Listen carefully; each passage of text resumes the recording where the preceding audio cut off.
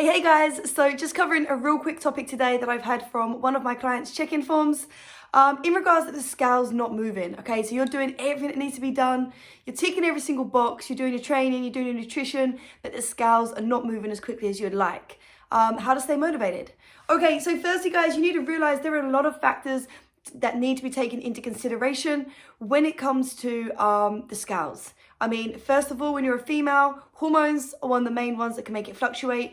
If you're on your period at that moment in time, the scales are likely to be higher just due to the fact your body will be holding some water. But stick to doing everything that you are currently doing, your nutrition, your training, and as soon as the time of the month has passed, the scales will drop. It's a guarantee.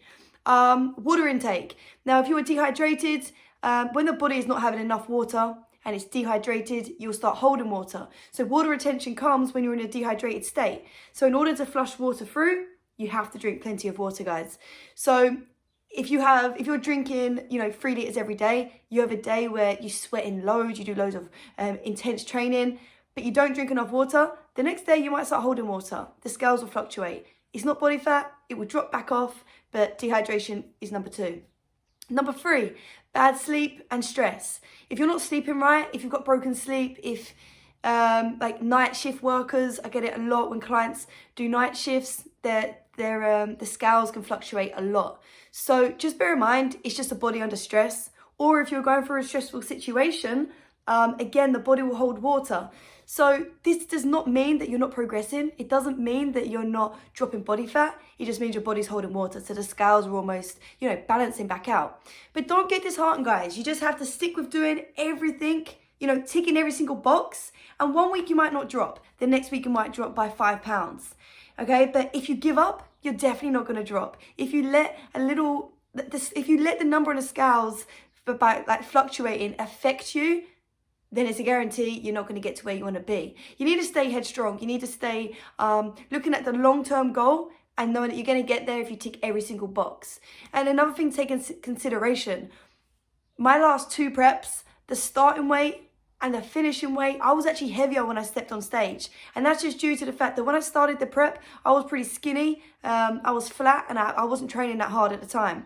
Then I started training really intensely. I got a lot leaner, but I grew into the prep. And yes, it's possible, guys, regardless of science. When you're in a deficit, but you're training ridiculously hard and you're still getting stronger, you can continue to grow. I've seen it happen myself. I've seen it happen with multiple clients.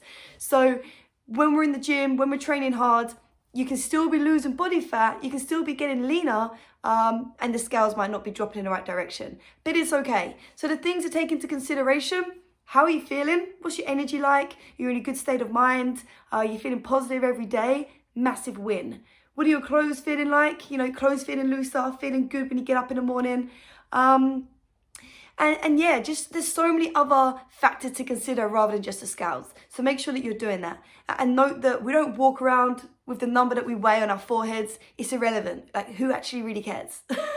Just know that, if you're in a calorie deficit, if you're training hard, if you're drinking all your water, if you're doing everything that needs to be done, you're going to get to where you want to be. 100%. I guarantee it every single time.